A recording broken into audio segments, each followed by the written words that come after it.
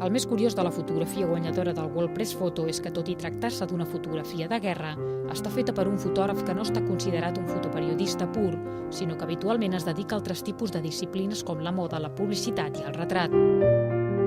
El britànic Tim Harrington va aconseguir amb aquesta instantània d'un soldat nord-americà a l'Afganistan el màxim guardó de les considerades millors fotografies aparegudes a la premsa l'any passat. La imatge publicada a la revista Vanity Fair mostra un jove militar descansant en un búnquer. La foto s'oblida de les exigències dels gèneres. Això dona com a resultat un fotoperiodisme diferent estèticament i diferent també des del punt de vista narratiu. Esta foto no es técnicamente perfecta, pero lo importante aquí es su poder comunicativo y la metáfora es tan importante como la representación en este caso.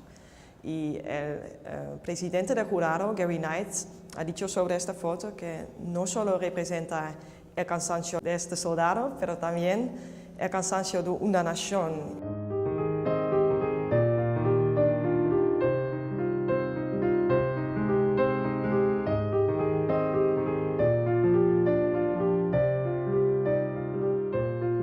Aquests prestigiosos premis tornen a posar dalt de tot la fotografia de guerra com a expressió màxima del fotoperiodisme.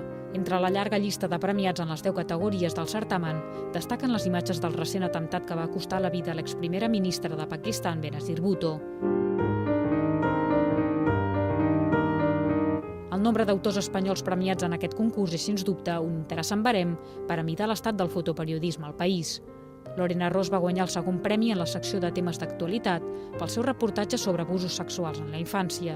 A primera vista no sabe lo que pasa en estas fotos y te hacen pensar y estimulan tu curiosidad. Y hasta que lees las leyendas, sepas lo que pasa y que revelan las sombras de toda una vida con abusos sexuals. En total, les 185 millors fotografies de l'any passat.